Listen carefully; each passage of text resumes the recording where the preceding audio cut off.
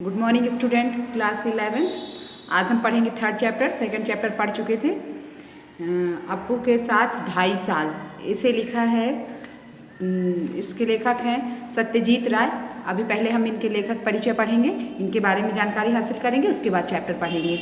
Okay, तो सत्यजीत राय जो है, इनका जन्म सन 1921 कोलकाता में हुआ था। अंडरलाइन कर लीजिए, ये आपको याद करना है। इस बार तो आपका अलग से ही दिया हुआ है, तो कोई प्रॉब्लम ही नहीं है, पूरा पैराग्राफ ही आपको लर्न करना है। तो सन 1921 में कोलकाता में उनका जन्म हुआ। पश्चिम बंगाल में प्रमुख फिल्में उनकी रहीं अपराजिता, अप्पू का संसार, जलसाघर, देवी चारुलता, महानगर, गोपी गायन, बाका बायन, पथेर पंचाली, बंगला थी, शतरंज के खिलाड़ी, सदगति हिंदी में थी। प्रमुख रचनाएं हैं उनकी प्रोफेसर शंकु के कारनामे, सोने का किला, जहांगीर की स्वर्ण मुद्रा, बादशाही अंगूठी आदि। प्रमुख सम्मान उनको प्राप्त हुआ फ्रांस का लेजेंड डी ऑनर, पूरे जीवन की उपलब्धियों पर ऑस्कर और भारत रत्न सहित फिल्म जगत का हर महत्वपूर्ण सम्मान आपको प्राप्त हुआ।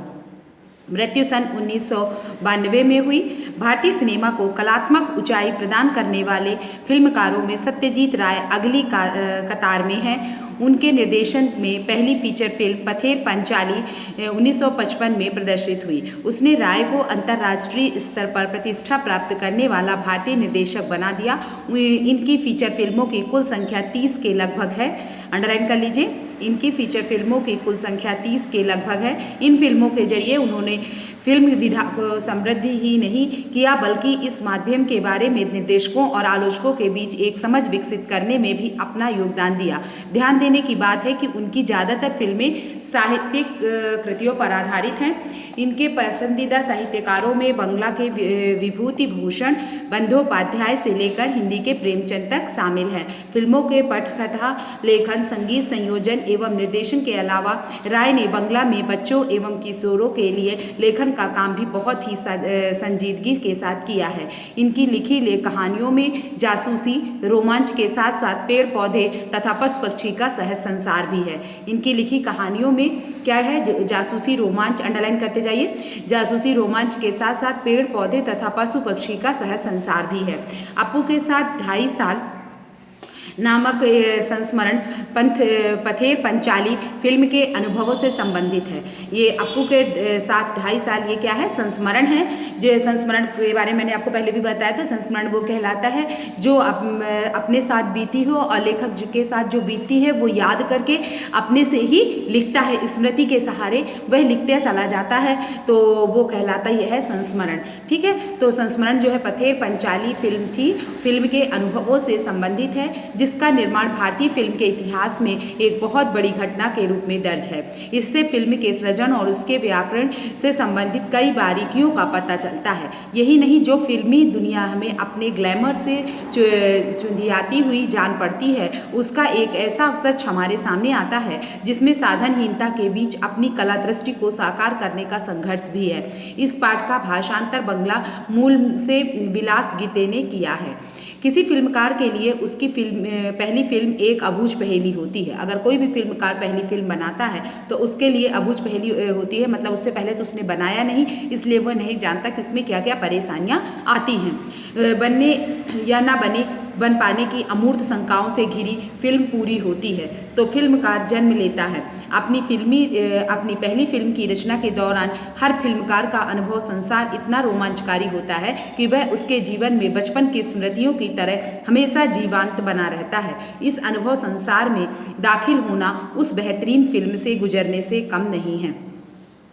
तो ये जो आपका था अप्पू के साथ 2.5 साल, पथेर पंचाली फिल्म में जो उन्होंने बनाई थी, उसमें ये उनकी पहली फिल्म थी, और जब वो फिल्म बना रहे थे तो उनको क्या क्या समस्याएं आती हैं और किस तरह उन्होंने पथेर पंचाली फिल्म को बनाया उन्होंने, और उसके बारे में हमें इस चैप्टर में बताया गया है। ठीक है, तो आपको याद क्या रखना है?